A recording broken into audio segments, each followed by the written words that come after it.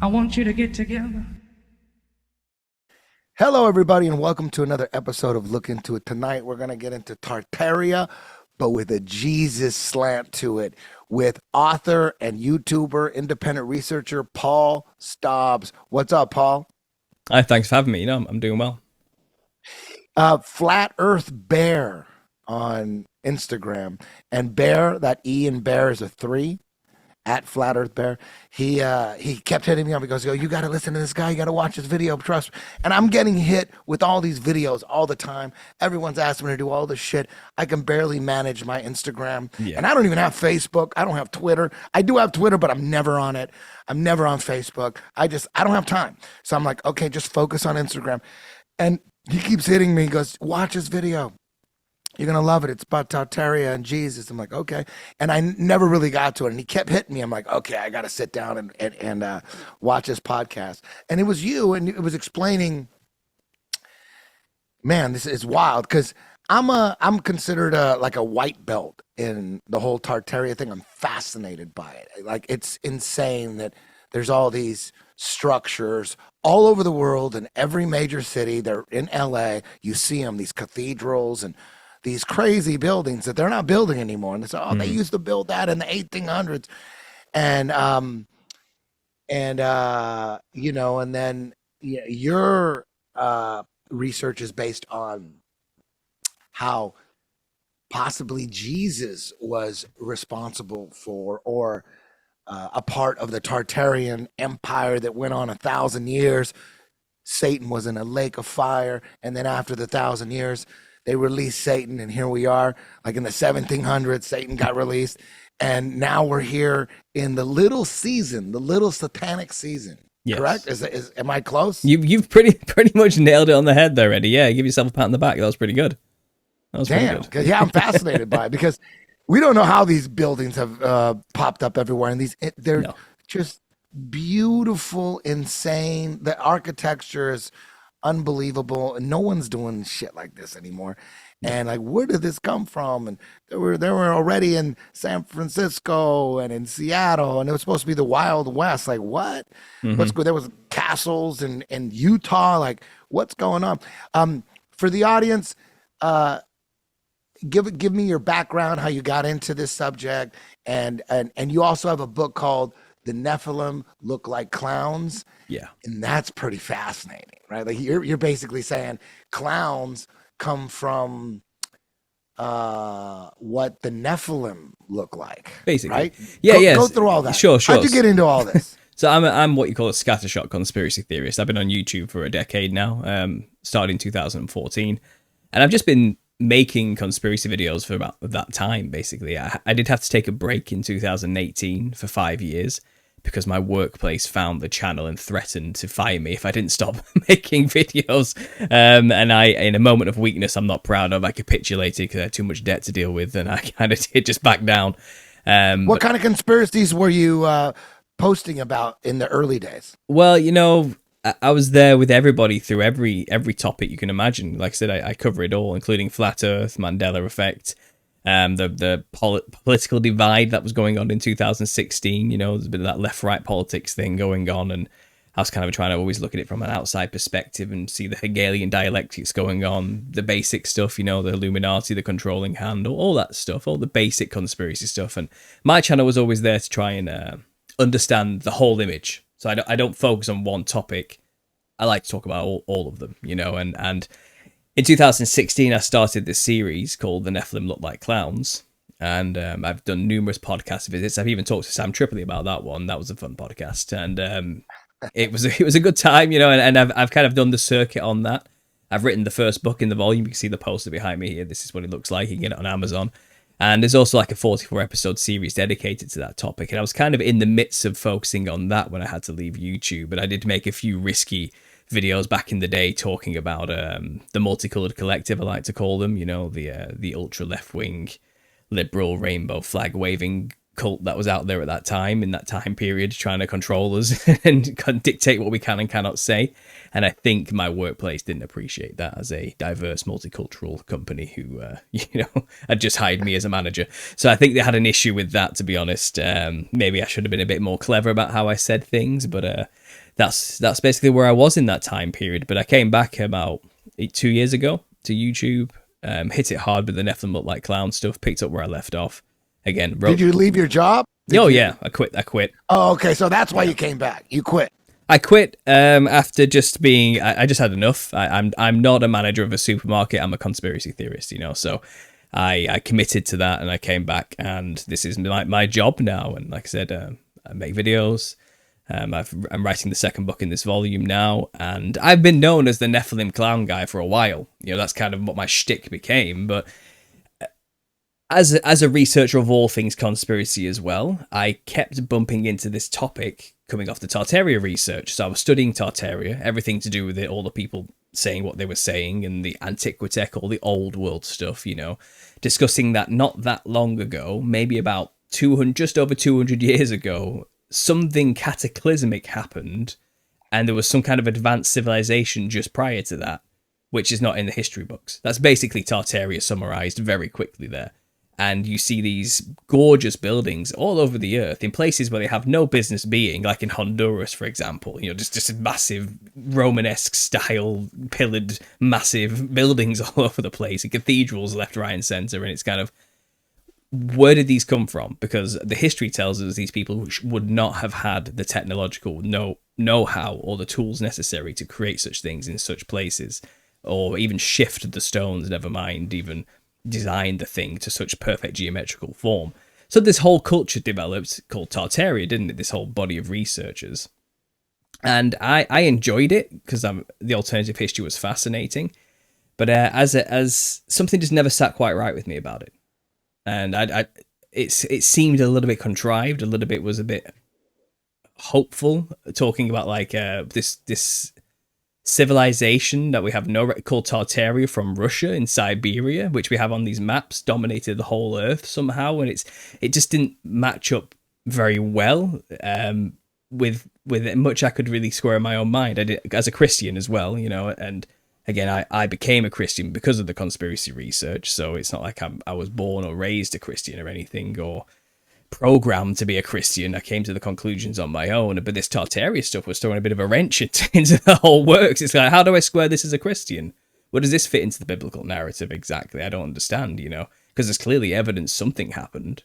There was an advanced civilization, and these buildings are clearly sound, manifest, physical somehow. If you look at like a cathedral, they're very psychedelic creations when you really get down to it, and I was blown away by it, but I didn't know what to do with it. And I randomly saw this video by a channel. Well, first of all, Conspiracy Auras is quite big. He kind of made a video discussing the works of other very minor voices in the community.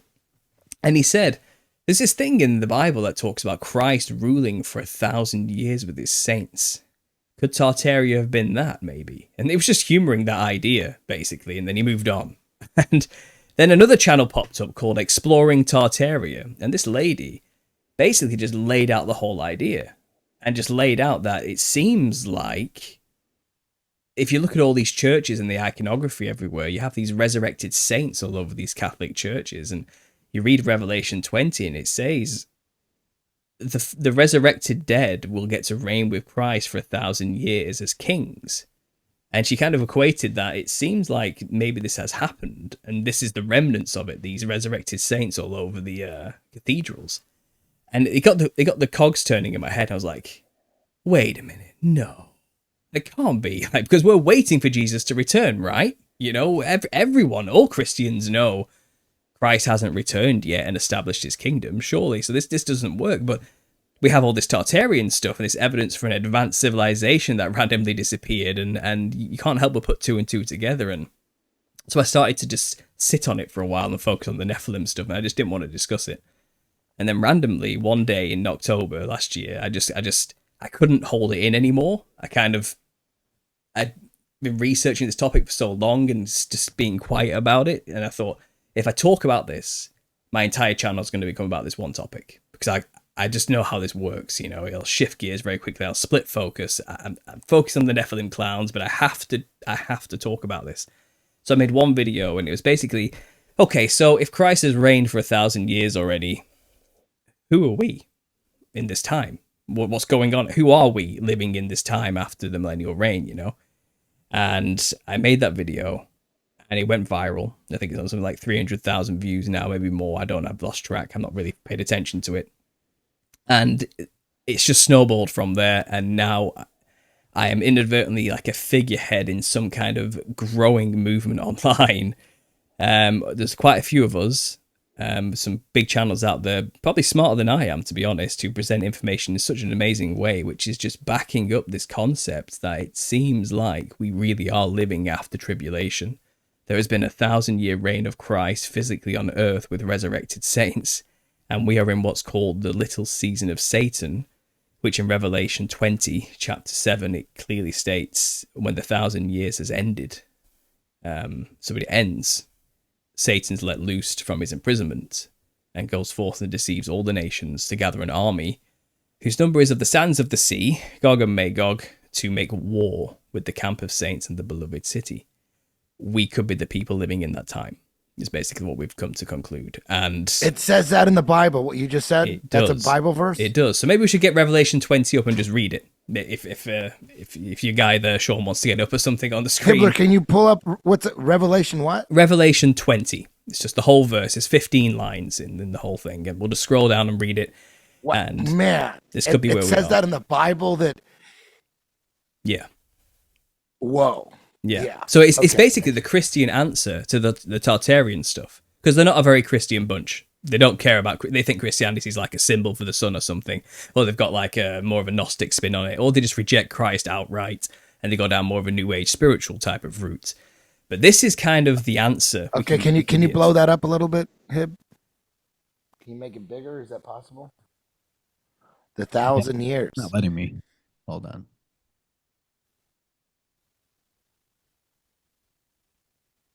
If you go up to the second option, I think it's the KJV version. That one's all right. It's line by line, this one. If you click that version and maybe just do a quick zoom in, this one kind of breaks it down line by line quite well. And yeah, so I'll read it to you. So yeah, read it. It says here, I saw an angel come down from heaven having the key of the bottomless pit and a great chain in his hand. So this is the end. For context, tribulation's just happened. Destruction, death, so and this destruction. is the end of the 1,000-year reign of Christ. This is the beginning of the 1,000-year reign of Christ. So this is the beginning. What's just happened here is the whole earth's just been destroyed by absolute chaos. Okay, all the 7 vile judgments have been poured out on the earth. Christ has returned, he's just destroyed his enemies, all those who were against him. He's destroyed the old empire, and he's basically establishing his kingdom on earth. And this is the beginning of it. So at the end of tribulation, which, by the way, this is what everyone's waiting for. Everyone believes tribulation is about to come upon us in the Christian world. This is what happens afterwards. Okay, so no one's really looked at this part of the Bible with much scrutiny because they don't think it applies to us today. They think this is a far-off future event 2,000 years from now or something. You know what I mean? They don't really think about it. So this is what happens after tribulation. Okay, so it says, I saw an angel come down from heaven having the key of the bottomless pit and a great chain in his hand. And he laid hold on the dragon, that old serpent, which is the devil and Satan, and bound him for 1,000 years, and cast him into the bottomless pit, and shut him up, and set a seal upon him, that he should not deceive the nations. So he just deceived the nations no more till the 1,000 years should be fulfilled. Then after that he must be loosed a little season. And I saw thrones, and they sat upon them. The judgment was given unto them, and I saw the souls of them that were beheaded for the witness of Jesus, and for the words of God, which had not worshipped the beast, neither his image, or had received his mark in their foreheads or in his hands, and they lived and reigned with Christ for 1,000 years. So this is explaining that the devil's locked up, and then those who were killed during the Antichrist beast reign for not taking the mark of the beast, they're resurrected, and they get to rule with Christ for 1,000 years in his new kingdom, which he's just established. 1,000 years without Satan, 1,000 years with these perfected, resurrected light bodies, just ruling with Christ as kings on thrones over all the nations. So that's kind of their reward for staying true to Christ during the millennials, during the tribulation event. So, carrying here, the rest of the dead live not again till the 1,000 years were finished. Then it awkwardly kind of places this is the first resurrection, but it's referring to the whole event, basically. So, you have tribulation, saints resurrected, they get to rule with Christ for 1,000 years, and then when the 1,000 years has ended, the rest of the dead, all throughout history, are resurrected. Now, I've theorized maybe that's who we are. We have lived once before on Earth, and we have been in Sheol, waiting for this time where we get to be put back into the earth after the millennial reign, perhaps for a chance to choose Christ, because we didn't have a chance previously, because Christ wasn't around yet. That's just one theory, but that was me making that video, just saying that kind of was what sparked this whole thing on my channel. But let's just keep reading here. So, first resurrection happens, people reign with Christ for 1,000 years. Blessed and holy is he that has part in the first resurrection, because the second death has no power. They don't have to deal with judgment. They're safe. They're done. It's all cool, But they shall be priests of God and of Christ, and will reign with him 1,000 years. And then when the 1,000 years are expired, Satan will be loosed out of his prison, and will go out and deceive the nations which are in the four corners of the earth, Gog and Magog, to gather them together to battle, the numbers of whom is of the sands of the sea. So this is no small army. This is the whole earth. This is billions. Well, billions I wonder of people. why. Go ahead. I wonder why it had to be over like after 1,000 years. Like why let Satan out at all? Like well, we can get into that. I've theorized it's to basically for choice. So if you're living with Christ, it's pretty hard to reject him or to make a choice. You haven't really got a choice when he's there right in front of you. You know what I mean? And I think there were a lot of people. He had enemies during his reign. We'll get into this, but the millennial reign wasn't just a time of wonderful peace. He ruled with an iron rod. Okay, it's discussed in the book of Zechariah that people had to make pilgrimages to the New Jerusalem, or they would get droughts. There were people who lived during this time of relative peace who still rejected Christ. And I think it's Satan's let out for the season to give the rest of the dead a choice. Do you want to choose Christ or do you want to choose the devil? And never take that free will from people. But it's kind of when you haven't got the choice, are the people really truly choosing you? Do you get what I mean? I think that's really what it's about. I think it's to give free will, because Satan fundamentally, it's all throughout the book of the Bible. The book of Job is a good example of this. He can't really do anything without God's permission. He is basically, he has a job to fulfill for God, and it's to test people. That's all he's ever really been for, to test the faith of people. I think it's no different in this time. I think his job is to test the faith of people, to see who, when push comes to shove, who will people choose. There's a dividing going on here. Christianity is not a fair religion. Fundamentally, it's not. Salvation is for those who choose to accept it. It's kind of, and that some people don't like that. I think that's fair, but it's a free gift. Take it or leave it, And I think he's let loose for that short time to have his final hurrah, but at the same time to give people the choice back. Because we live in a time, think about it, you can know Christ. It's quite easy to know Jesus this day and age. His word has continued throughout all the destruction. You can know who Christ was and what he did and what the gospel is very easily. But you can also choose the world. You can choose to reject him, and you can kind of know who Satan is too if you want to, So I think it's a matter of choice. That's what I'm working with so far. But I'm open to any theory on the matter, because all I can say is the book says that's what happens, and if that's what it says happens, when I'm you going to believe it, When you said that Satan can't do anything without God's permission, and that his job is like he's working for God to test people. Like, man, I had this feeling run through me, dude. Yeah. It's hard hitting stuff. I mean, honestly, this theory is going to contextualize a lot of things to you. Now, I'm guessing you've been in the conspiracy game for a while. You're a flat earther yourself, We'll get into that, because this works with it perfectly, Because we need to get into the beloved city in the camp of saints. Like, where is that? Well, it's likely if we live in a flat plane, and the north is the center of all things. That's where New Jerusalem is. That's where Jesus currently is right now. He never left. His beloved city, his camp of saints, those who ruled and reigned with him for 1,000 years. Though we can't see them, they're likely on Earth somewhere, and it's more likely in the center of the Earth. And all the older maps do show there's something right there, right in the middle, right in the center. Yeah, there's definitely something in the middle. I mean, yeah. Everything rotates around the middle. Mhm. The sun, the moon, and the stars, they're not like floating randomly. No. They're connected to some force, and it's pretty obvious that it's some kind of electromagnetic force, Mhm. and it's all in the center of this giant lake that we're in, and everything goes around the center. Mhm. Our compasses point to the center. Polaris is above the center. It's the only star that doesn't move, and everything's going around Polaris. I mean, it's pretty obvious Mhm. that the sun, the moon, and the stars are all controlled by the same force. That's pretty fucking obvious. Absolutely. I mean, that's just like in your face. Mhm. It's the sun is not going that way one day and then that way.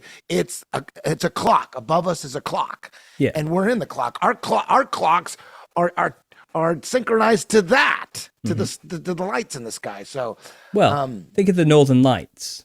Okay, so we're told that's energy coming from solar flares, sparking up the ions in the atmosphere to make this colourful display.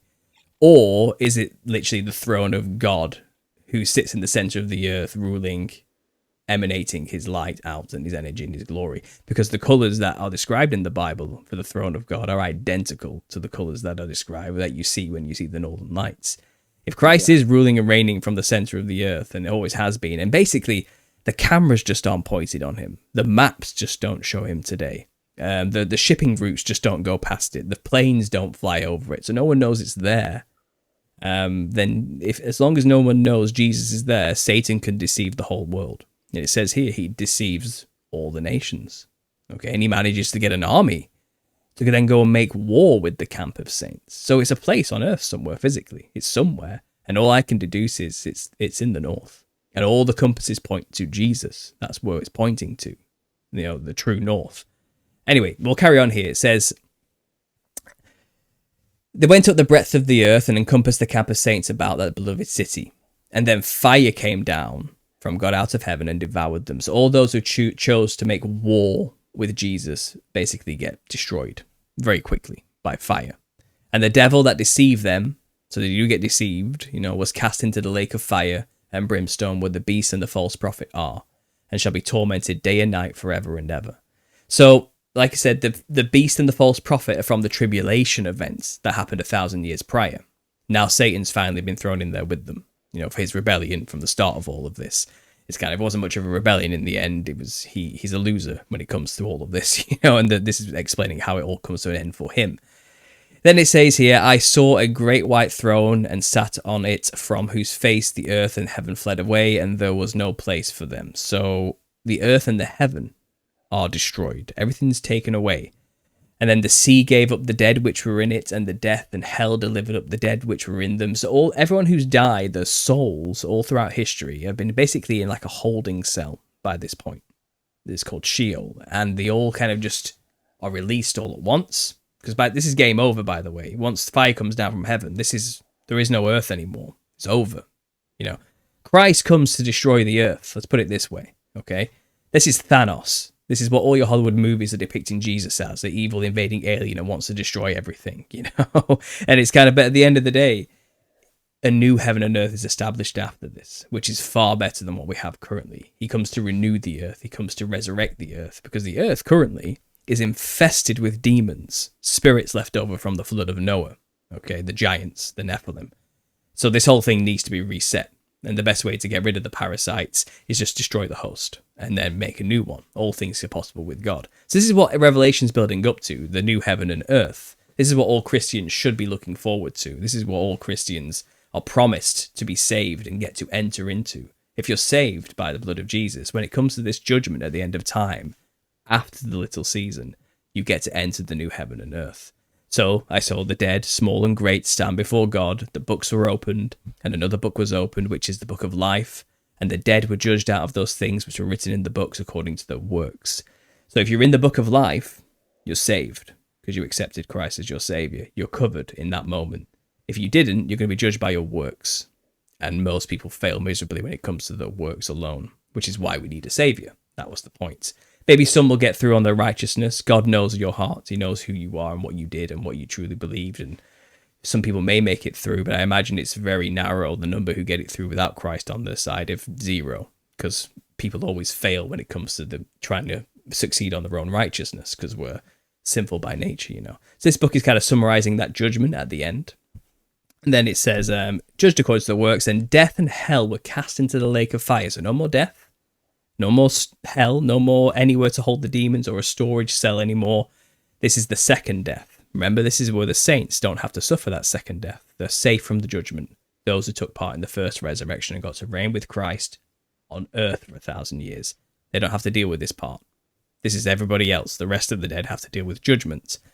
We are the rest of the dead. I assume this is our last chance to accept Christ before that final judgment, and it seems that's what the little season was for, to give us that chance. And I've theorized with some people, perhaps the whole point of the millennial reign was so Christ could build up the earth and its infrastructure for 1,000 years into something impossible for Satan to destroy.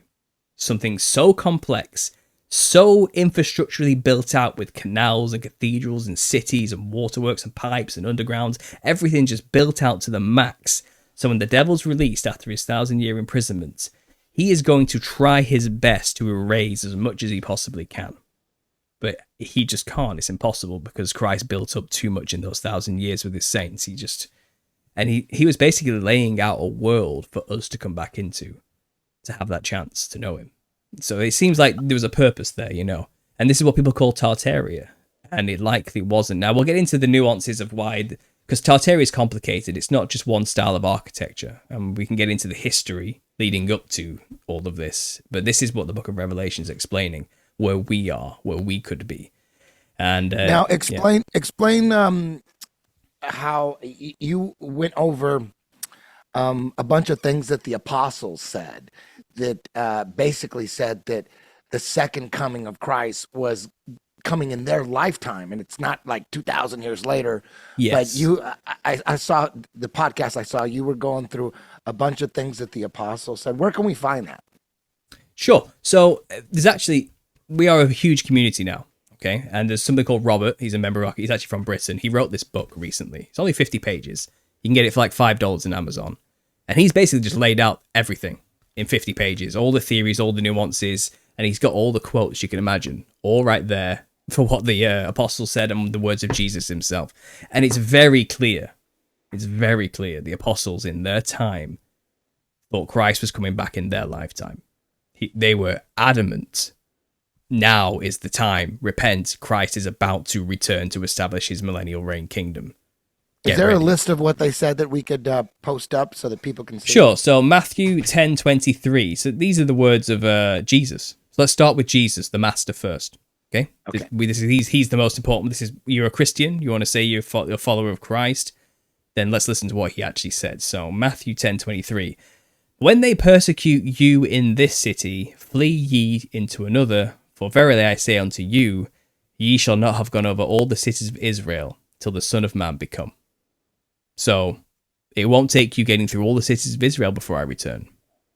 Keep fleeing, because I'm coming back soon, you know. Matthew 16:28. Verily I say unto you, there will be some standing here which shall not taste of death till they see the Son of Man coming in his kingdom. Pretty cut and dry. Some of you standing in front of me right now won't be dead before I return with my kingdom. Some naysayers have tried to say, well, you know, a bit further along, he's talking about the transfiguration, where a couple of apostles witness him transform, you know, and talk to some ghostly figures and stuff like this. And that was kind of like witness him in his godly way, you know. That's not him coming in his kingdom, okay? And you can't apply the same logic to what he said to Caiaphas, a Pharisee priest. He said the same thing to him. Caiaphas, you will see me come back in my kingdom. You will live to see it, you know. So it's kind of, he was talking about literally coming back with his kingdom in the clouds here, not seeing me transform a little bit on a hill for like 20 minutes, which is what people try and argue against this. So Matthew 24:34, verily I say unto you, this generation shall not pass till these things be fulfilled. Now this is a huge matter of contention, this verse. People have tried to argue, and this is the argument we always get, this generation doesn't mean the people in front of him, just the generation that witnesses the events that he's describing. He's talking about a future generation yet to come who will witness these things. Okay, you could make that interpretive argument that generation doesn't mean his generation, but a future one. And you could also make the argument that the word generation is referring to a group of people. So he's talking about the Israel will witness him. Maybe. But that doesn't explain the other 100 verses I'm about to tell you where he's talking about it being imminent in their lifetime. But they cling to that one verse to try and cling to their idea that Christ is still to come to us 2,000 years later. But they're wrong. Because in context to all the other things I'm about to say, it's very clear what he meant by this generation. He meant his generation. Let's keep it going. I want to see. So it. Matthew. So basically, everything that we're going through now is evidence that the apostles and Jesus were saying he's coming back in their lifetime, not in 2,000 years. Oh yeah, absolutely. So Matthew 26:64, Jesus saith unto him, Thou hast said, nevertheless I say unto you, hereafter shall ye see the Son of Man sitting in the right hand of power and coming in the clouds of heaven. So that's him talking to Caiaphas. Okay. So Mark 9:1, and he saith unto them, Verily I say unto you, that there shall be some of them standing here which shall not taste of death till they have seen the kingdom of God come with power. What version are you reading, boss? This is all KJV. Okay, let me pull it up so we can be with you here. Yeah, it's all KJV. Okay, thanks. Yeah, there we go. So Mark 13:30, you find all the Gospels, all the synoptic Gospels, they repeat this because they all heard him say this very clearly. So they all say the same thing. So in Mark 13:30, verily I say unto you that this generation shall not pass till they see these things be done. Luke 9:27, but I tell you of a truth, there shall be some standing here which will not taste of death till they see the kingdom of God. Luke 21:32, verily I say unto you, this generation shall not pass away till all be fulfilled.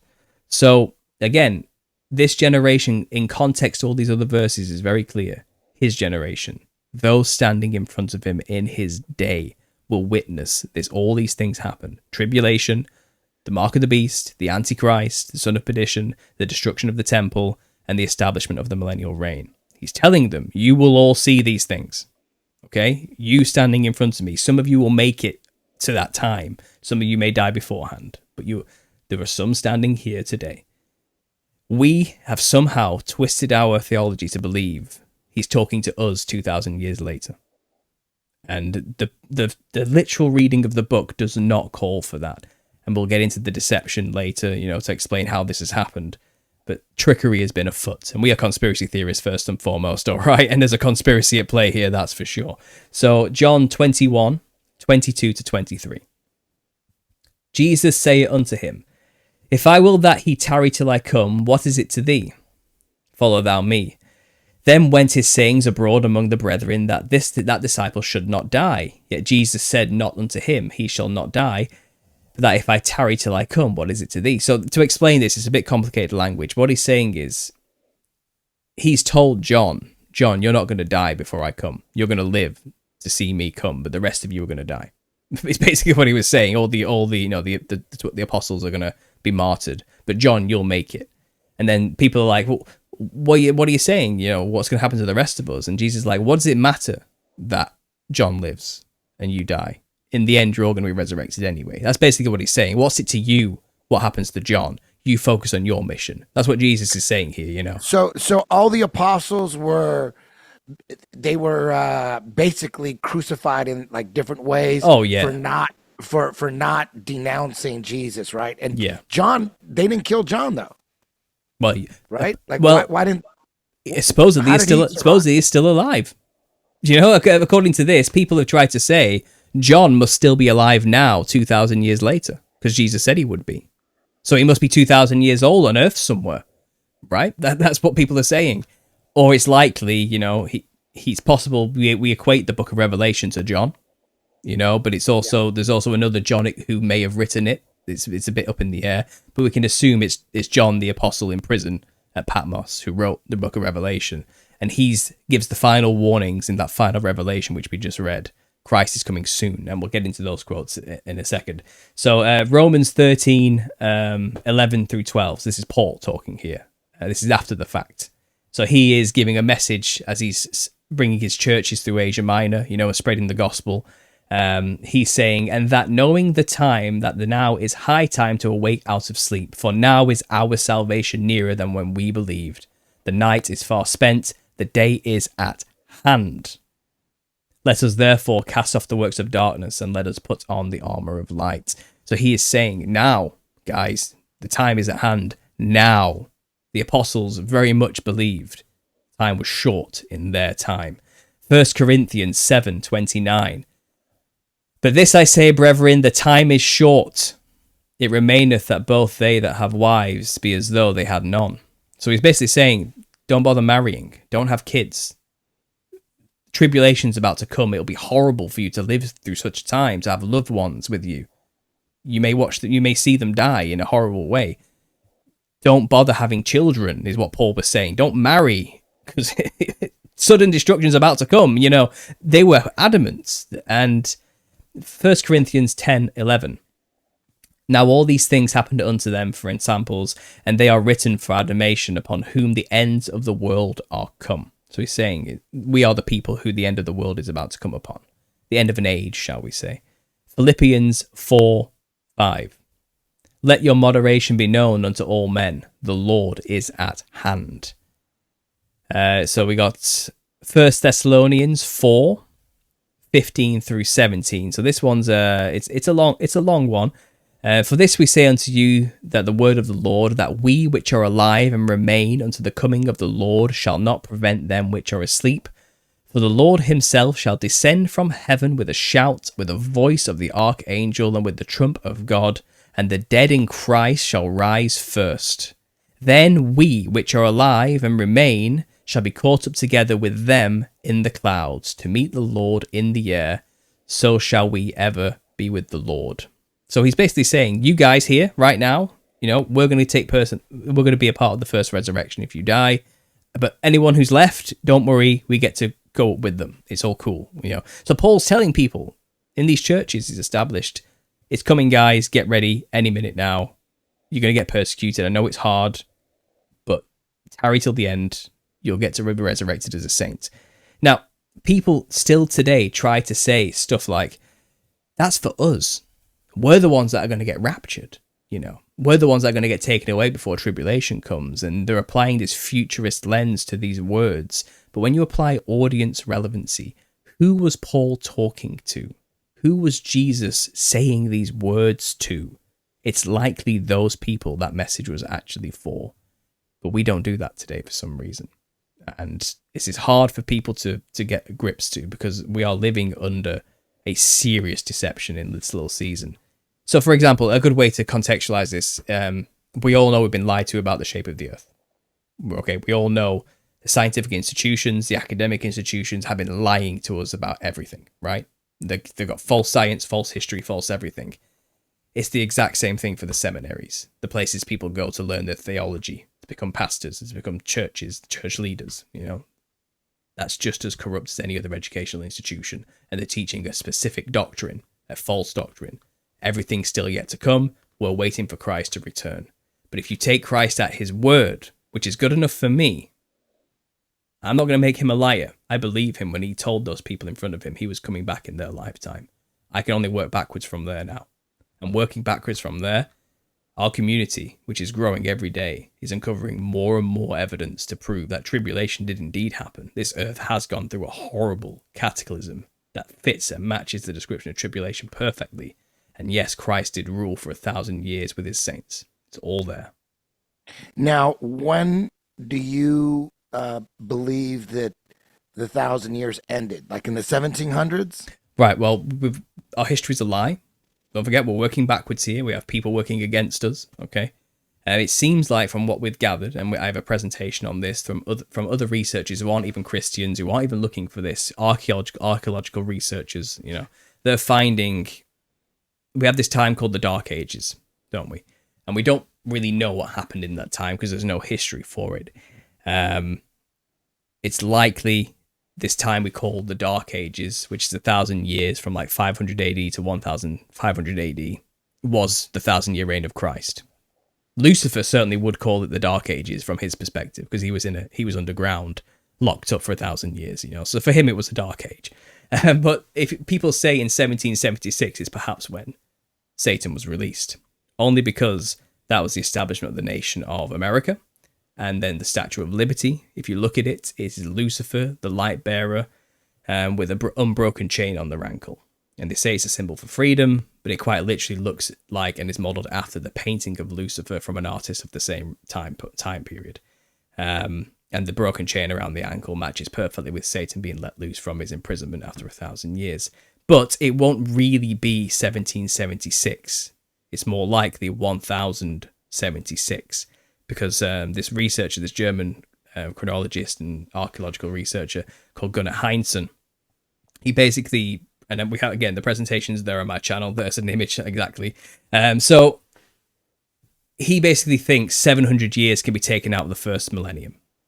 700 years worth of history doesn't actually exist in the first millennium. We can only account for about 300 years worth. So he does this by going through the strata, the levels of archaeological digs. And he says there's nothing below Rome. There's nothing there. It's just Rome.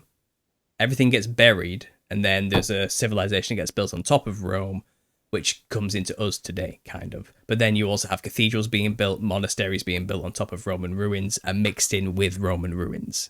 So something happened to Rome, and a massive cataclysm that wiped out 90% of the population of the earth.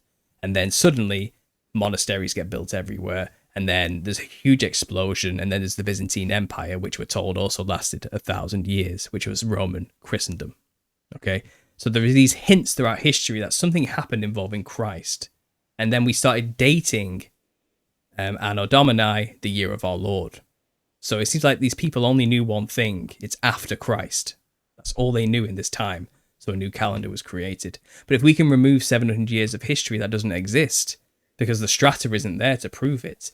We were told in the first millennium there was 3 disasters.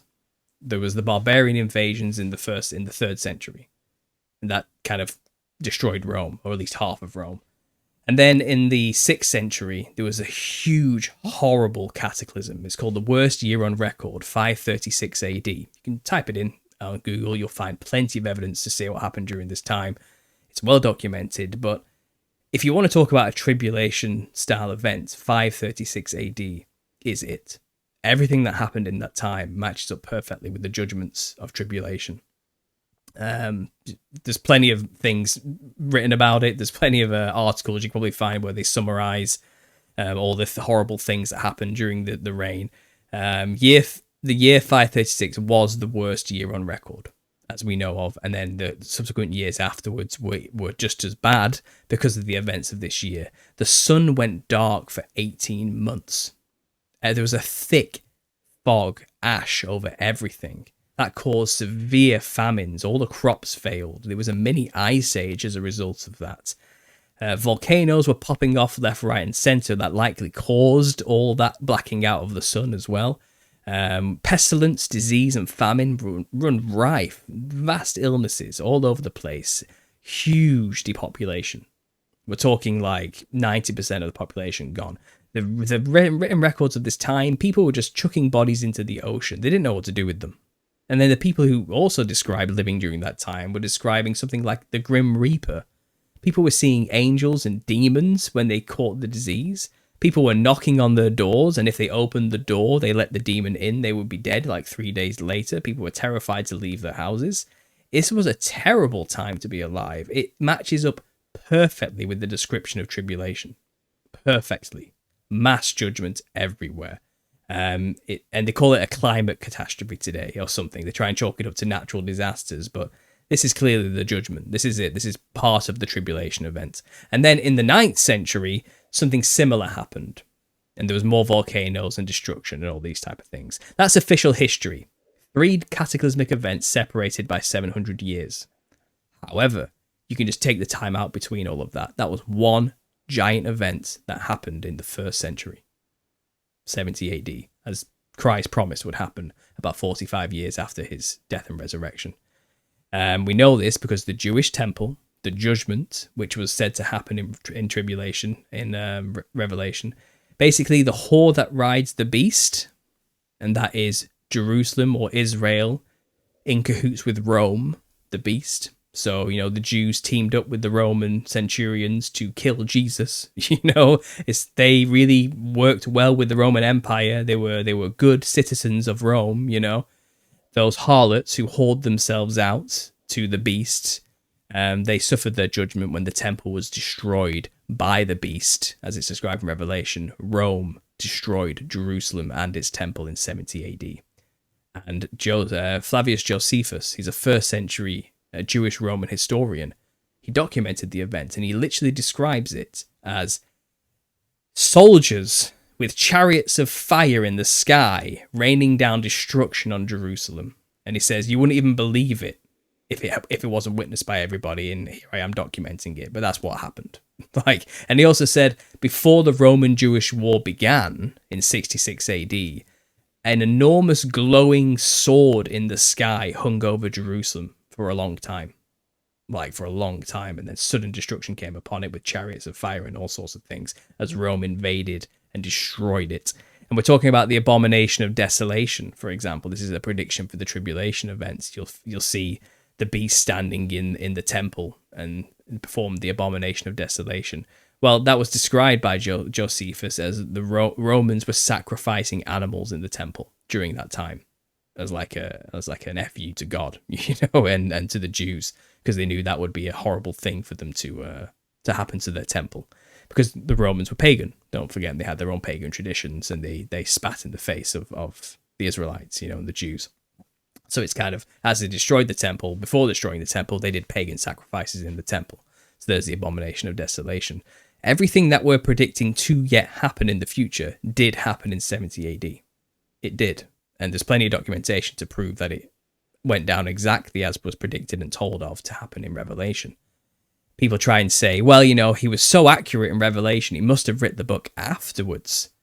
But he didn't mention specifically the destruction of the temple, that the temple was already destroyed in Revelation when he wrote it. So he must have written the book of Revelation before 70 AD, not 93 AD, as they try and say in the modern historian textbooks. He would have mentioned the temple being destroyed if that was the case, but he didn't.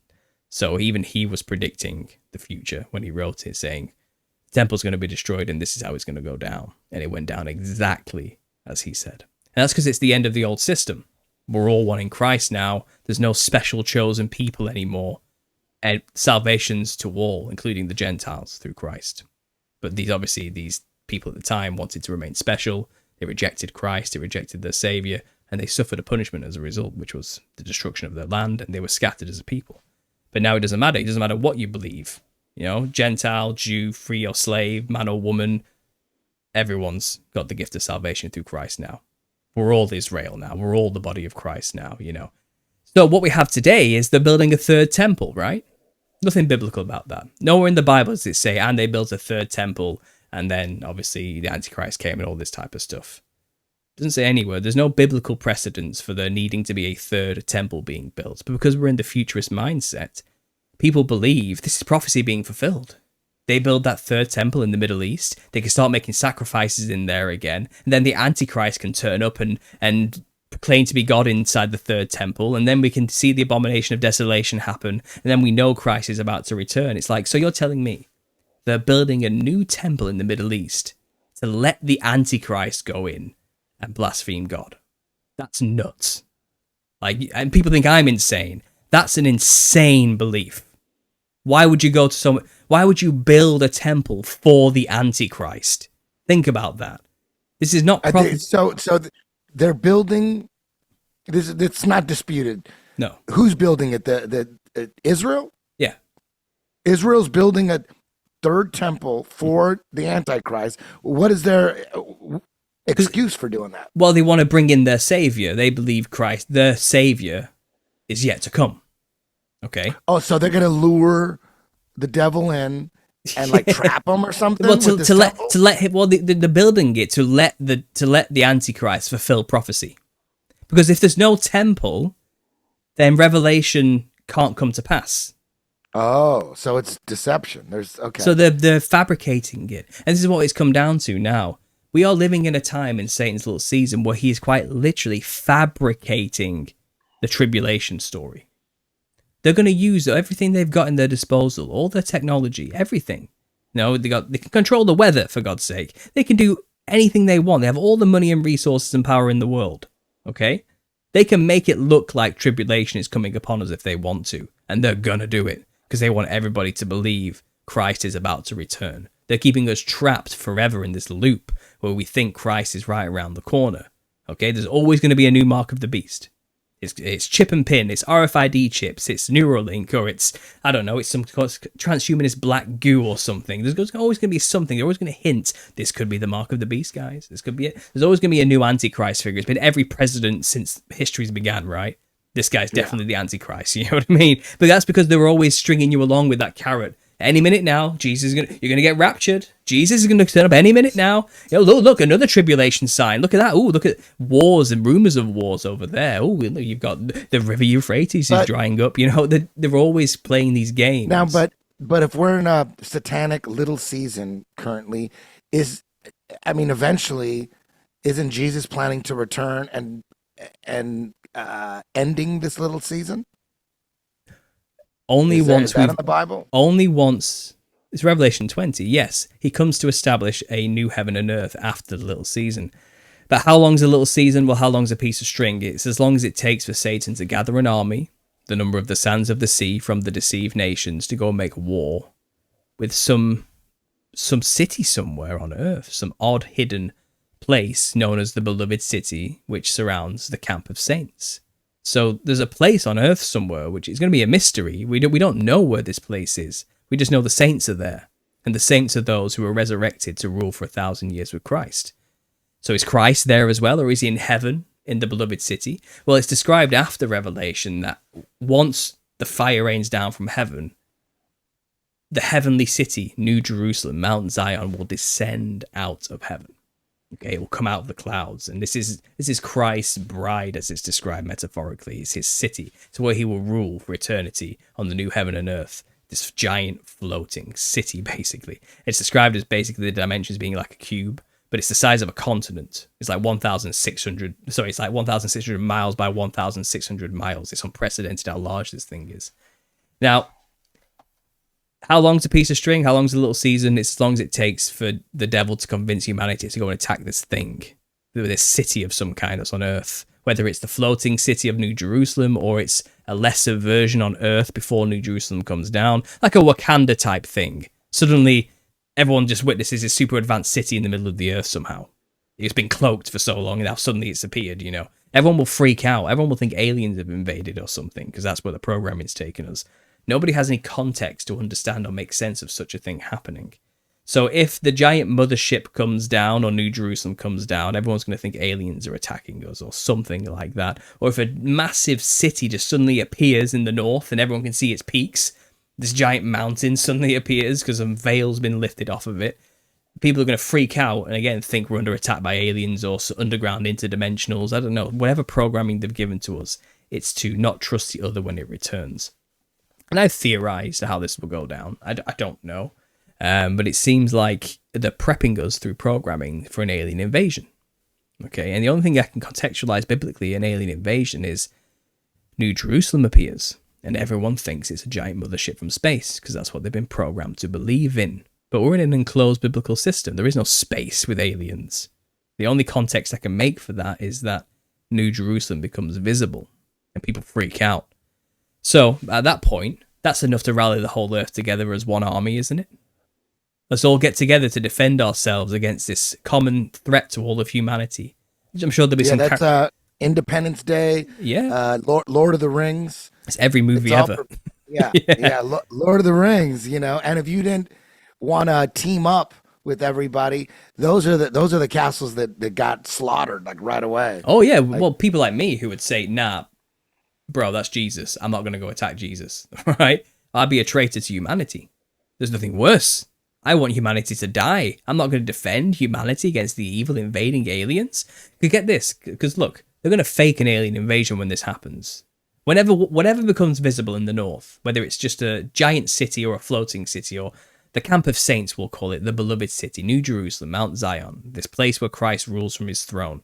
Whenever it becomes visible, that's when the evil controllers will release what they've got. And they likely have their own UFOs stashed away.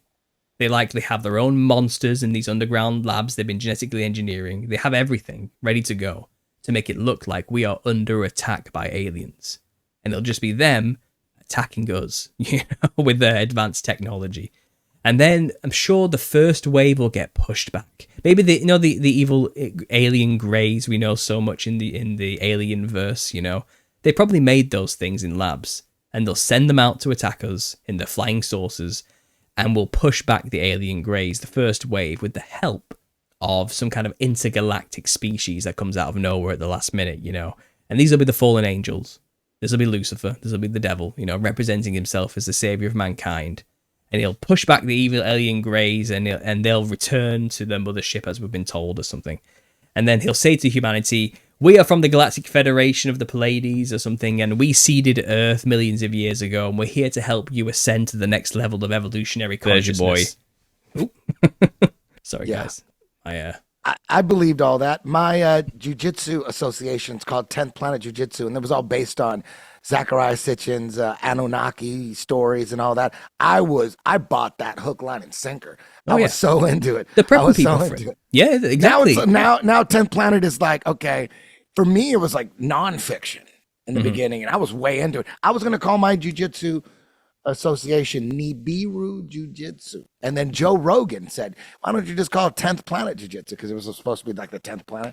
And I'm like, nah, that sounds stupid. I'm going to call it Nibiru Jiu-Jitsu. And then like 5 minutes later, I'm like, you know what?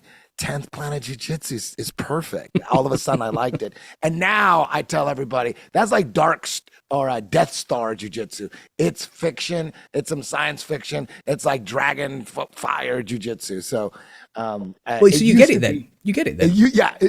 I'm not going to change the name. So now I got some shirts to say 10th Plane now. I take the T out and it says 10th Plane Jiu-Jitsu. So, but not everybody that's in my association believes in flat Earth. I'm like, let's see, that's the 10th Plane. I made that's for the guys that are with me, but not everybody in my association is with me in regards to flat Earth.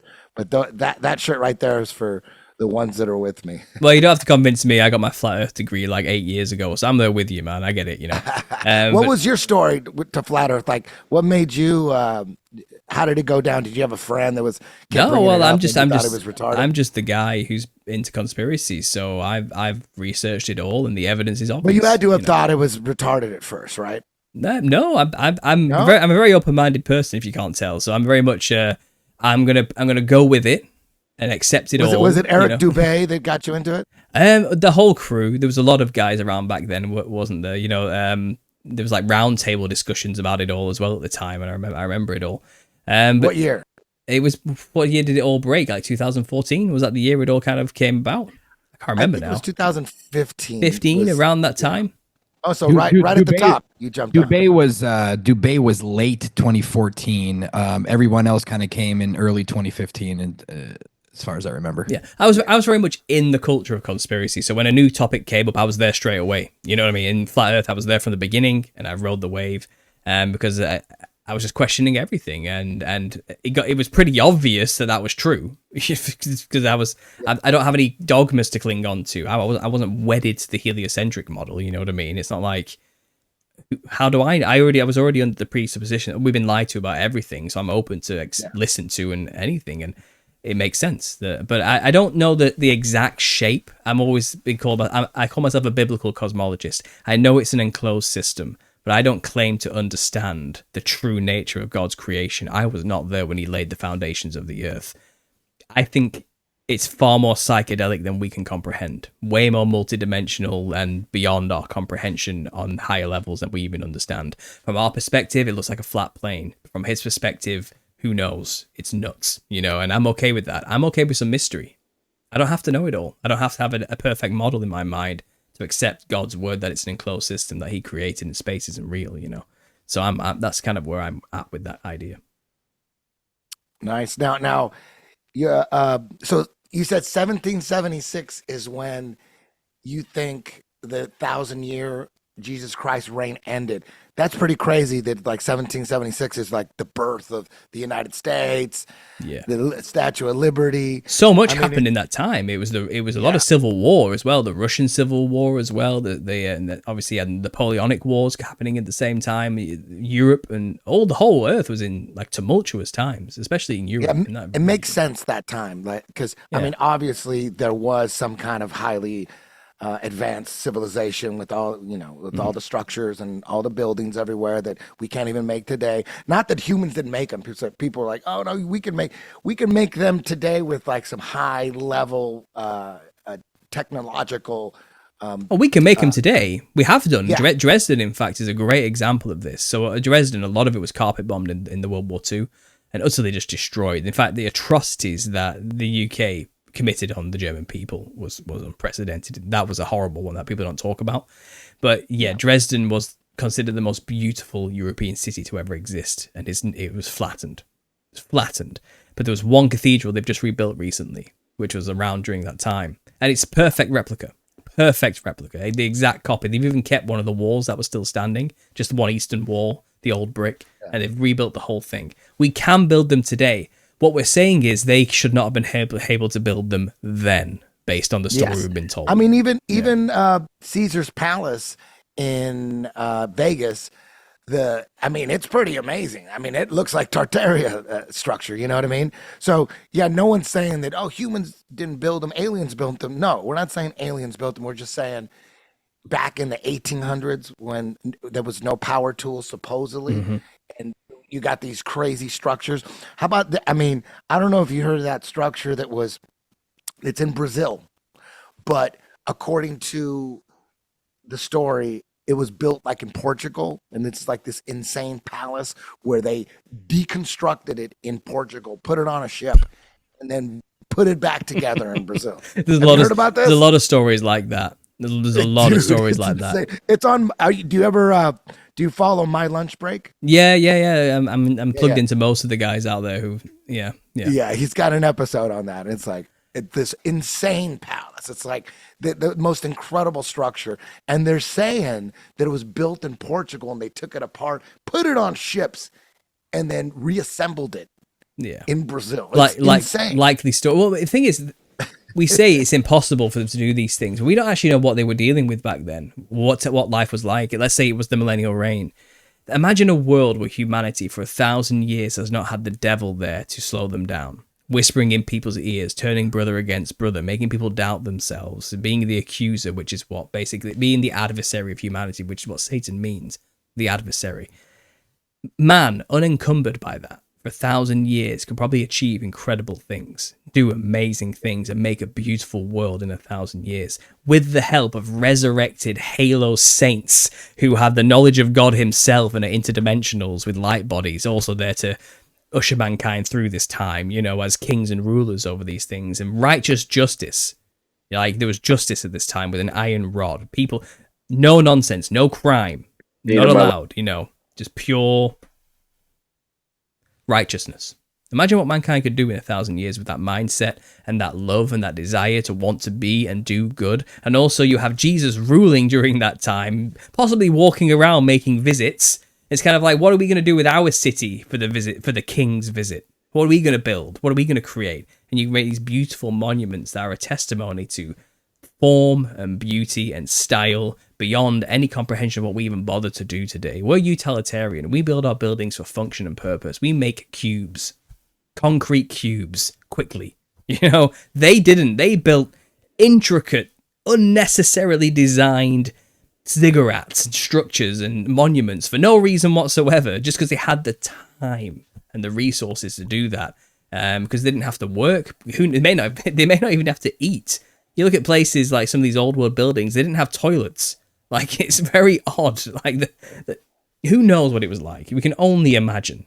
Look at that Yeah, thing. like look at that. That's what the fuck. Imagine what day one was like post the 1,000-year Jesus Christ reign. Imagine that first day after the 1,000 years. Well, I reckon there was a huge power vacuum. The king is gone and his saints are gone. They've receded back to the center, to the camp of saints, you know. And then who's going to rule? I reckon that's when the wars kicked off. That's when mankind's true nature came back out again. Satan's just been released. So he's there at it, making people, you should be the ruler. No. Then going to the other guy saying, he wants to get you. I think you should get him before he gets you. I think he wants to be king now. And then everyone starts turning against each other. And then you see a decline from that golden age into chaos, sudden chaos. And then there's a full takeover. And I think this is where we're getting to secret societies. This is why secret societies had to be secret societies during the millennial reign, because you weren't allowed to go against Christ openly during that time. There were severe consequences, okay, righteous judgments. And I think if we look at Daniel 7, towards the end of Daniel 7, so this is a prophecy made 400 years before Christ, okay, and he's talking about what's to come when Christ turns up, basically. And at the back end of Daniel 7, I can't remember the exact verse right now, but get Daniel 7, go to the end. He's explaining what will happen to those when the system's destroyed. I'll get it up and I'll read it to you. But this basically contextualizes everything. So he has a vision, basically. So go up to 22 there, verse 22. The fourth beast shall be the fourth kingdom upon the earth. So this is Rome, okay? It shall be diverse from all kingdoms, and shall devour the whole earth, and shall tread it down and break it into pieces. All roads lead to Rome. Okay, Rome was not just a place in Italy. It was a conglomerate of countries all under one banner, under one union, known as the Roman Empire. Okay? It went over the whole earth, and then they had many kings over this, and they shall be diverse from the other, and shall subdue 3 kings, blah, blah, blah. And he says, he speak great words against the Most High. And it says that, go to number 22 again, sorry, just so it's on the screen. It says there, until the Ancient of Days came, and judgment was given to the saints of the Most High, the time came that the saints possessed the kingdom. And this whole passage basically goes on to explain, they will be given Rome after the millennial, well, after tribulation. So whatever's left after tribulation of the old Roman Empire, the pillared, columned buildings, you know, that were all over the place. There's Roman buildings everywhere even today with that Roman style. They will be given to the saints, given over to them after tribulation. They will inherit the earth. The meek shall inherit the earth is what this means. Okay, and so this is Daniel 400 years before Christ explaining clearly. Saints will get to have the kingdoms, the beast kingdoms. They'll have Rome. They'll be given to them. They get to rule Rome now. And it says somewhere, they will have to live with extended life. These are the beasts and the kings. They'll have to live through the millennial reign and watch their kingdom being ruled by the saints. So it says here somewhere. It's been a while since I've read this one, but it all just came back to me quickly now. Now who's Daniel? And he was around 400 years before Jesus. He was a prophet of God. Yeah, he was the last prophet before the final prophecy came, before Jesus came. And well, no, he wasn't the last one, but this is a big prophecy. This is a big prophecy 400 years prior. What's his last name? They just called him Daniel? What's his full name? I'm not sure. The prophet Daniel is all I'm aware of. Prophet Daniel. I never bothered to look into his last name. But here, I beheld the same horn, made the war with the saints and prevailed against them. This is actually right here. This is the interpretation of the vision he had. If you go up to the top, maybe somewhere in the middle, it will come up eventually. So let's just read this bit. The Son of Man came in the clouds of heaven. So this is talking about Jesus returning. They brought him near. And there was given him dominion and a glory and a kingdom, and that all people, nations, and languages should serve him. So this is 1,000-year reign. Okay? Son of Man comes, establishes 1,000-year reign. All the nations have to worship Christ. Okay? It's an everlasting dominion, so he never stops. Just because Satan's released, he still owns the earth. He's still here on earth, okay? And his kingdom which shall not be destroyed. I, Daniel, was grieved in my spirit about the vision. It troubled me. I asked him for the truth and the interpretation of the things. The great beasts which are four kings which shall arise out of the earth. So these are talking about all the kingdoms up until Rome. And the final one is Rome, which is an amalgamation of all the previous kingdoms that came before it. The saints of the Most High shall take the kingdom and possess the kingdom forever and ever and ever. So the saints get everything. Basically, they inherit the But earth. not forever and ever. Only for 1,000 years. But after the 1,000 years over in the new heaven and earth, they'll reestablish their positions as kings and rulers over the earth again. Okay. You know what I mean? And now yeah. they're supposedly they're Jesus and the saints, the apostles, they're in the North Pole. That's what we think. And you know, it's just a funny way to understand this, but just to cap off this Daniel 7 thing here. So this means after the millennial reign, after the initial destruction and the establishment of the kingdom, we have Roman ruins and Roman buildings still standing, some of them somewhere. So amidst the ruins, we start seeing Gothic architecture appear, which is way more advanced than Roman architecture. That's the millennial kingdom architecture being built within the Roman architecture. And you see that everywhere. You'll see Roman architecture and then Gothic cathedrals, all kind of next to each other in any city you go to. Because there's two different styles of architecture that come out one after the other. But I do believe the kings were made to live with extended life. It says somewhere in there in Daniel 7, I'm sorry I can't give the exact number, but it is there. They have to live for a time and a season, so the little season and the time of the 1,000 years. They have to live with extended life and watch their kingdom being ruled by saints. That's kind of like a punishment to the kings, the beasts. It's possible they're the ones that started the secret societies. So after the reign, when Satan's let loose, they were there waiting for Satan, basically. And they're the secret societies we have today who have been rewriting history. The Freemasons claim to have built everything. They just found all the Freemasonry left over after the millennial reign and took it for themselves. So that's kind of a joke in their name, technically. It's free real estate. So they inherited all these buildings after the reign. They took them back. The beasts took back their buildings. They took back Rome. And that's why we kind of live today in like a Romanesque revival empire. It's all kind of, we're obsessed with Rome today, and it's kind of modeled after Rome today. And it's because I think the beasts who lived during that time, these are possibly the heads of the Illuminati. These are the 13 power blood families that run the whole secret society system. These are the ones who took everything back for the little season. So that's why secret societies pretty much rule supreme now. I believe they were the ones Daniel was talking about who had to live through the millennial reign. And they just took it back, you know. What do you think of what's going on with Israel and that whole area these days? Well, there's not really much you can say about that without getting cancelled, I suppose. But it's kind of, I don't believe that what we call Israel today. I'm starting to look into this and think maybe that's not the real Jerusalem.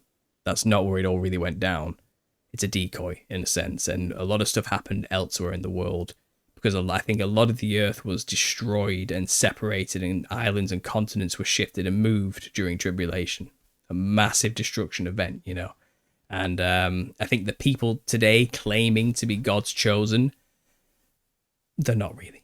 That's all I can really probably say on that, to be safe. They're not the real ones, okay? We've been messed with massively. That's all I can probably say on that. Yesterday Trump said that he had a press conference with Bibi Netanyahu, and he said, you know what we're going to do with Gaza? The U.S. is going to take over. We're going to rebuild it, and everyone can live there. The Palestinians, it's going to be like a international spot, and it's going to be safe, and the U.S. is going to own it. Did you hear it? He said that yesterday. I didn't hear that. No, It's crazy. It's all lining up, isn't it? Bibi Netanyahu was like, his body language was saying like, yo, what do you mean you guys are going to own it? We're going to own it. Mm-hmm. And Trump said, no, it hasn't worked. We can't go back to the old way because, if we go back to the old way, it's just going to more of the same, just nothing but, war. Well, with the amount of money America's sent there, they practically own the place anyway. I mean, it's all part and parcel for this end time tribulation deception, I would say. They're trying to recreate that scene. Are we going to play that? Yeah, go. You know what? Here. Oh, okay. Let me. Okay, go ahead and play that. Our meetings today, the Prime Minister and I focused on the future, discussing how we can work together to ensure Hamas is eliminated and ultimately restore peace to a very troubled region. It's been troubled, but what's happened in the last 4 years has not been good. I also strongly believe that the Gaza Strip, which has been a symbol of death and destruction for so many decades and so bad for the people anywhere near it, and especially those who live there, and frankly, who's been really very unlucky. It's been very unlucky. It's been an unlucky place for a long time. Look at BB. He's going, what are Being you in his talking about? presence just has not been good, and it should not go through a process of rebuilding and occupation by the same people that have really stood there and fought for it and lived there and died there and lived a miserable existence there. Instead, we should go to other countries of interest with humanitarian hearts, and there are many of them that want to do this, and build various domains that will ultimately be occupied by the 1.8 million Palestinians living in Gaza, ending the death and destruction and, frankly, bad luck. Look at This BB. can be paid for by So what the neighboring fuck are you countries of saying? great wealth. The U.S. will take over the Gaza Strip, and we will do a job with it, too. We'll own it and be responsible He's for like, what? You'll dismantling own all it? of the dangerous unexploded bombs and other weapons on the site, level the site and get rid of the destroyed buildings, level it out, create an economic development that will supply unlimited numbers of jobs and housing for the people of the area. Do a real job, do something different. Just can't go back. If you go back, it's going to end up the same way it has for 100 years. Yo, are you looking at BB? He's freaking the fuck out. Yeah, he's like, yo, that wasn't the deal. you've gone off That's script. our shit. It's like That's our shit. U.S. Like Trump just basically saying we can't do the same thing we did before. We're gonna take it over. And he said we're gonna bring in different countries to own little pieces of it. that's nuts. That's absolutely nuts. Like, That's crazy. Well, Like yeah. nobody expected that. No. Nobody expected that. no, This well, is- I theorized if we were in the little season, then the end objective is to create an army that's willing to defend all of humanity against something, the camp of saints, you know. And people don't just go to war for nothing. Like, they need something to believe in. They need to believe they're doing the right thing. They need to, you know. And I feel like Trump, if time is really short and we're at the end of the little season, I don't know where we are, by the way. I'm not saying time is short, but it seems like he's doing everything great, perfect. He's giving people a good life. He's giving them back what they need after almost a decade of extreme left-wing oppression in every aspect of our life, you know. Yeah. And he's kind of swinging it hard the other way now and giving everything they want, you know. We were told, we were scared it's going to be you'll eat the bugs and be happy, you know. Now Trump's saying you can have your steak and have the whole cow while you're at it. It's the other way, you know what I mean? It's kind of yeah. and Drill. everyone's happy. Yeah, everyone's happy, and it's like prosperity, promises of a wonderful future. And I can't help but feel like he's just playing the part of giving people something worth fighting for. If you ask me, he's gonna create a world that seems perfect.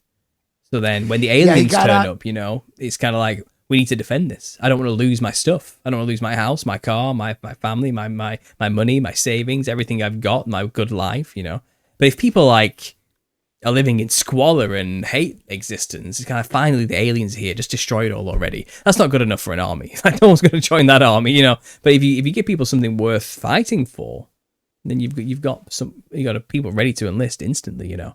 And I feel like Trump's that guy who's going to be that false savior for now, who's going to fix everything perfectly to the point just in time before New Jerusalem rocks back up and everyone's in alien programming mode.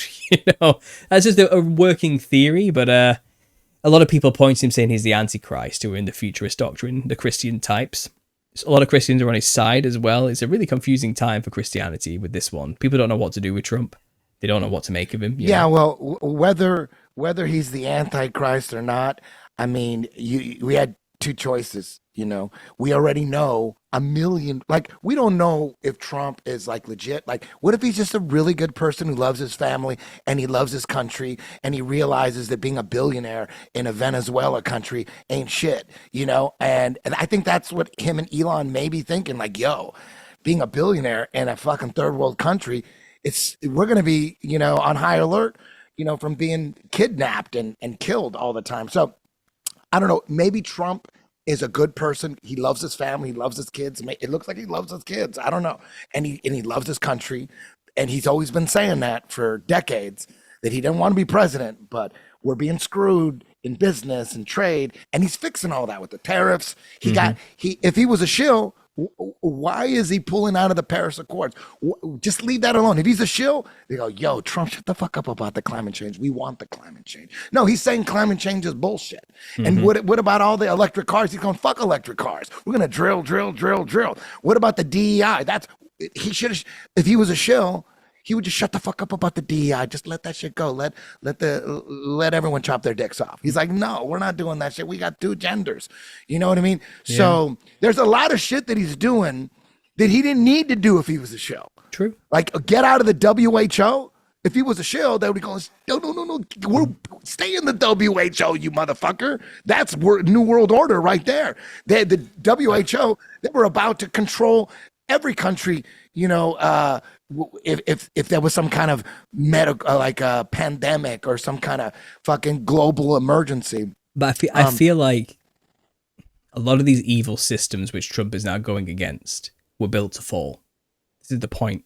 We're supposed to think like we've gained back control and we're winning. This is how control works. Okay. That's a theory. That's a theory. Yeah. So when I'm saying that's a theory, we don't know. We don't know. We do know for sure. But what we do know 1,000,000% is the other side is evil, demonic, and satanic. We know overtly so, though, right? A bit obviously. Yeah. Like it's kind of. If it's that's 1,000,000%. So why so obvious? Side, even though it's 50-50, we got to go with the Trump side. Even though it's 50-50, because maybe he's a shill. But why all this shit could have been accomplished without Trump. Like if it's like some shilly thing and like some satanic thing, just do what they always did. Just own both sides. Well, like when like Obama was running against, like who was he running against? Like John McCain or like Mitt Romney. Like why not just keep doing that? That was working fucking great. Well, the people were getting no one knew shit. No one knew. Everybody was asleep. Why are you waking people up? Because the people that are waking up aren't shills.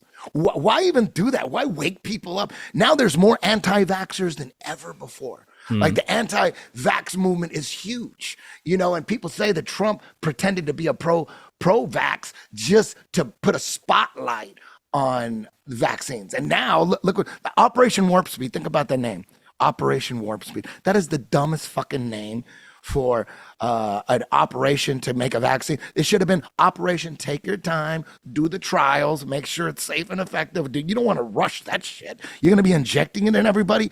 Take your time. But Operation Warp Speed, a speed that doesn't even exist unless you're in Star Wars.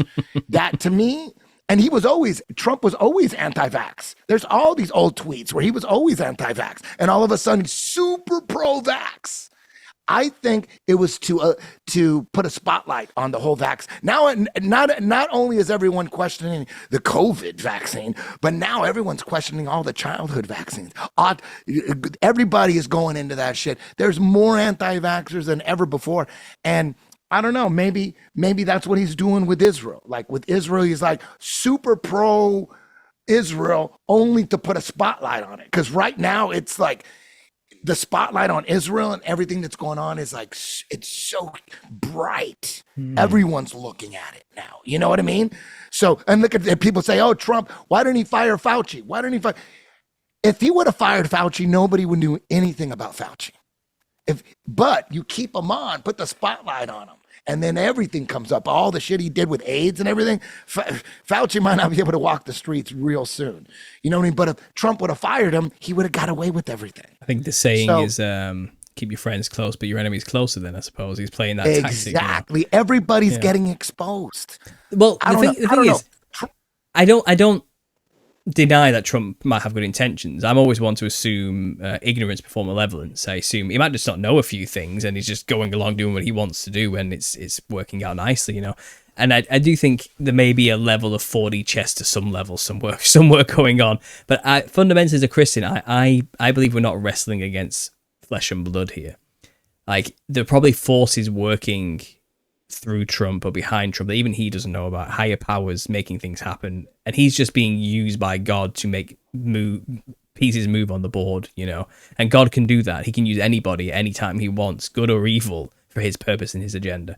So yeah, I'd say reap the benefits and the rewards while things are good. There's nothing wrong with that. Render unto Caesar what is his, and when in Rome, do as the Romans do in that sense, and if Trump's making everything perfect and giving you tax breaks, reap the benefits of that while at it, but don't make an idol out of him. He's just a man.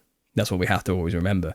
But it's definitely fun to watch everything collapse that has been against us, and it's definitely fun to watch him do his thing. I'm not going to lie. And they're definitely like the left or the liberals. I don't think it's if he's a shill, then it's all theater, and they're all just pretending to go after him. And all these lawsuits all the lawfare and the CIA with the Russian collusion and the FBI, like that's all theater, or are they really going after him? Well, I think theater's really a good word for it, because Masonry does work with, it's called Masonic theater. They create the good side and the bad side and pit them against each other and make the public believe there's a narrative at work here. But the synthesis is always pre-planned. It could be theater, which is why you should always have that level of step back. Okay, I'll watch and enjoy the show, but don't get too invested in the characters, because you don't know the true intentions or what's going on. The whole world is a stage, and they have their players ready to go, and they've been doing this for a long time. When you have two sides to choose, I mean, you got to go. I mean, again, I don't trust anybody 100%. Trump could be a shill, I guess he could be, but I know 1,000,000% the other side are demons. Well, that's true. There is that. 1,000,000%. There is one thing called the externalization of the hierarchy, though. This is a long-term agenda through Helena Blavatsky, the Theosophical Society, and Alice Bailey. They've been talking about this for over 100 years, And they are a New Age cult sect think tank. They have the Lucis Trust, which is even today involved with the UN. They're like an advisory body, shall we say. And they are Luciferians by nature. They quite literally had a magazine called Lucifer, which they turned into the Lucis Trust, the light bearer. And they've talked repeatedly about the externalization of the hierarchical hidden hand. And there will come a time where they will organize and orchestrate events to let the people know who's really in control. But they'll do it in a way where it's so controlled and drip feed that the people will be passive about it and accept it and even want to join. We could be seeing that now. They're externalizing all the evil, all the hidden hands, all the control mechanisms. They're letting the world know how things have really been run and how the people who really run the things and what their intentions really are. Trump could be playing that role to do that for the Theosophical Society and into externalizing everything. It could be. So when these agendas have been going on 100 years in the making, I'm extremely wary of anything. I'm not black-pilled. I'm optimistic, fundamentally, I got this when I was 17. By nature, I'm an optimist. Okay, I just am. I can't help it, So I think all things are going to work out in the end for good, for God, as it is. And again, whether Trump's evil or not, just sit back and watch it unfold, because there's not a damn thing you can do to stop it either way. God's in control. And if we're in the little season, this is all just going towards building an army in some way. So just be wary of that. All that really counts is, are you saved? Are you covered by Jesus and his sacrifice for whatever's to come afterwards? Because there's very little you can do to save the world. You can't save the world. The world will burn, whether you like it or not, And all you can really focus on is your own salvation. So for me, it is just a show from that perspective, and a fascinating one, a fun one, You're talking about, the center of the earth and Jesus might be there. There's a fun way you can understand how in the little season they have satanically inverted that idea. It's called Santa Claus. We have this being that lives up there that has a list and he's checking it twice. Jesus has the book of life, whether you're in it or not, counts on your salvation. And he has his little elves up there helping him do his thing. Well, Jesus has his saints up there doing his thing, and keeping his kingdom running. And he's an omnipotent God-like figure, and just Jesus is the God of this world. He is king, he is Christ, he is the ruler.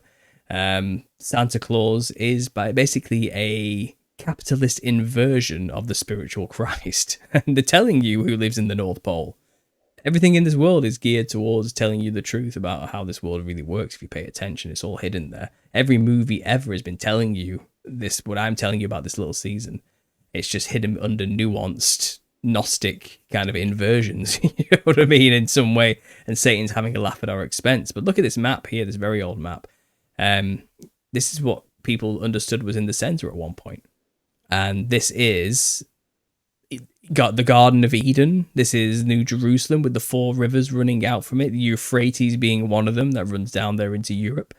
People think the Euphrates is this random river in the Middle East. The river Euphrates comes out from the North Pole. So people are pointing to this river saying, it's drying up, see, prophecy's being fulfilled, tribulation's about to happen. That's not even the river Euphrates. That's not even the right river. Like, it's not even the right river.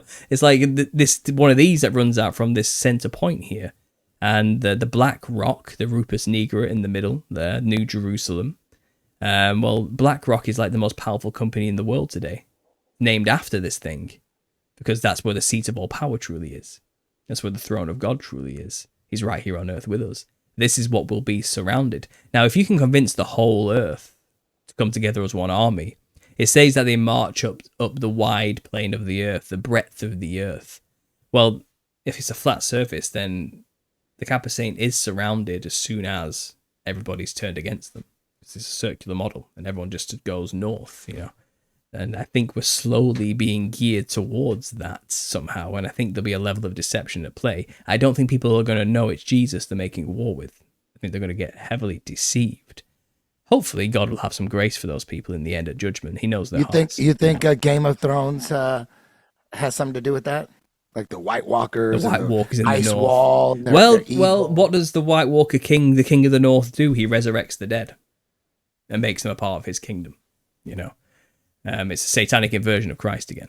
Yeah, they know what's going on. They're telling you over and over again, but they're twisting Christ to be an evil figure. Like I said, Thanos, the evil invading god from space, in his ship called Sanctuary, this floating city of a sorts, comes to bring judgment to all of existence, you know, to bring balance back to the universe. Well, that's Christ going to destroy this corrupt life and bring a new heaven and earth, isn't it? You know, it's all just an inversion. All the media is geared towards making Jesus a bad guy. But they'll never call it Jesus, you know, they'll call it something else, like the Ice King or something. I don't know, yeah. It's everywhere, it's everywhere. And they've been telling us for a long time, I'll say that. It's one of those things, once you see the symbol, you see it everywhere. Now I've told you this, Eddie, you're going to see it everywhere. I guarantee it. Are you working on a book on this subject? Like I said, this book is fantastic. It's a good 50-page introduction to concepts, summary of everything, okay? And it's easy to read. Go and get it. This is what it looks like. The return of Jesus and where we are now in the biblical timeline. The author's called Jesus Kept His Word. He's actually called Robert. He's a really nice guy. This is selling like wildfire now. He sold like 1,000 copies. I might write a book once I finished my Nephilim Look Like Clowns series. I'm just writing the second book for this. Then that's boxed off. And then, yeah, I might write a book about this subject to further it. But this movement, this idea, it's anathema to the modern church. Honestly, I'm a heretic for even suggesting such a thing. But all the evidence is clear. It's as plain as day. This is what the truth is. This is what Christ was really meaning when he said he was coming quickly. In Revelation, the very first line in Revelation is, these things must shortly come to pass. Behold, I come quickly. And it ends with, do not seal up the sayings of this scroll. Go out and tell everybody, John, I'm coming back quickly. Okay, so he was pretty adamant. It's happening now in his time, not 2,000 years later for us today somehow. And I would implore people to really sincerely look into this. I've just scratched the surface with you today. Like, seriously, this is not as deep as it. This goes way deeper than what I've mentioned today.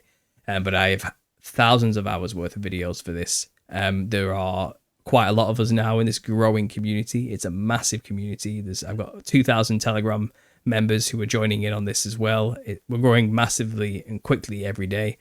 I'm getting pastors messaging me. I'm getting people messaging me saying, atheists messaging me saying finally the faith has come back to them. Now they understand this, because this doesn't make Jesus a liar. Okay, because this is the problem. Even C.S. Lewis, he was quoting some people who were saying the apostles thought Jesus was coming back in their time, and they had a good reason to believe that. The master told them. But where is he? Clearly Jesus knew no more about the end of time than anybody else. And then C.S. Lewis agrees with that concept and says this is a big embarrassment for Christianity. No, Jesus told the truth. He didn't lie. It's not an embarrassment. He was honest. He is not a failed prophet. He was the Son of God, and he came back when he promised he would come back, and he set up a kingdom on this earth for 1,000 years. As soon as people know that, the argument's gone of like, well, where is he then? No, it's been 2,000 years. How long are you going to wait for? You know, the typical atheist mockery. It's kind of like we didn't wait. Like it happened. And right around the corner is the final judgment. Like any minute now. I don't know when. I couldn't say. But there's still a war to kick off yet. You know, so I think we've got some time. But be wary of these things. I implore any Christian out there. The people who are against me the most are Christians. I would say that. But atheists, this makes sense to them. This finally contextualizes things for them. People who are on the fence or think Christ was just a symbol, they come as well. And then there's like the past people who have fallen away from Christianity, have come back to Christianity thanks to this topic. The testimonies I'm getting from people are wild. I get people telling me who are pastors saying, I believe this, Paul, but I can't tell my congregation because I'll lose my job. Like they can't talk about it because they're all taught futurist doctrine in seminaries and they have to tell that doctrine in churches or they'll be kicked out as a heretic of some kind and they'll lose their job and their position, you know, and their money basically. And the congregation might stop coming because, well, you don't need these churches in a little season when it comes to this type of thing. All you need is a personal relationship with Christ, you know. It's wild and it's growing rapidly, and this isn't going away.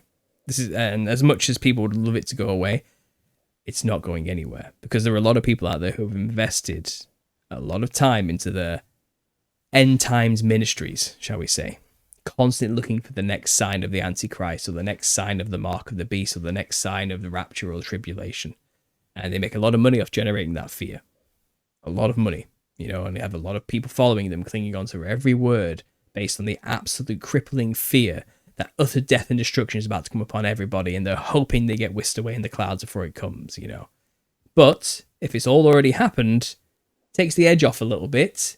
But we need to be wary of the next problem, the next deception. We're living in the Satan's little season, and what comes at the end of all of this is the great white throne judgment. So the only choice we have to make now is, do you choose to make war with Christ, or are you going to stand up and say no when that war finally comes around? That's the only choice you've got to make now. Let's see. Let's see how it pans out. But yeah, this is not going away. I guarantee in another year's time, Eddie, you're going to hear more and more people talking about this. I love this. This is one of my favorite podcasts. Thank you. How can my audience reach you? What's your Instagram? Understanding Conspiracy, right? At Understanding Conspiracy. Yeah, so I'm on Instagram. I don't really post on there, but I do like collaborate with whoever tags me in a video I've done with them or something. There's some old photos on there from years ago where I was just a photographer going around to cathedrals and stuff. But yeah, you can get me on Instagram at uconspiracy, I think it is, or Understanding Conspiracy. I'm on YouTube primarily. 80,000 subscribers on YouTube, growing rapidly. So go check it out, Understanding Conspiracy. I'm on all the other platforms like Rumble and BitChute and stuff, but I don't really upload on there. It's like a backup, but I've fallen severely behind, so I wouldn't even bother. Go to YouTube, and you can talk to me on Instagram, send me a message. I usually respond. I also have a Telegram group by the same name, Understanding Conspiracy. Come get involved. You see all my works on there and to different things. So you've got the Nephilim Look Like Clowns. If you scroll down, there's a playlist called The Millennial Kingdom Came. That covers a lot of topics, goes into the minutiae and the details of this theory, fleshing it out. I have my own podcast there called The Truth of Therapy Sessions, where we discuss anything and everything, and I get guests on from other podcasts to come and share their story of how they woke up and really the journey of being a truther and what it's like today and the pitfalls we all have. I cover many things. I'm a scattershot conspiracy theorist, you know. I cover a lot of things. So come and check it out. We have some fun. I keep it lighthearted. We're a strong community. Yeah, that's all I can really say. Come to YouTube. Come find me there. Thank you, Paul. I love this. Let's do this again. Let's get in. Next time we'll get into the Nephilims or clowns. Oh yeah, sure thing. I can go on for hours about that one. I already believe it. I already believe it. Clowns have always been scary. I'm like, what is the truth behind? What are the origins of clowns? But thank you very much. And I know it's late in the UK. Get some good sleep, and we'll talk soon. Thanks, Eddie. Thanks for having me, and God bless. Thank you. Thank you.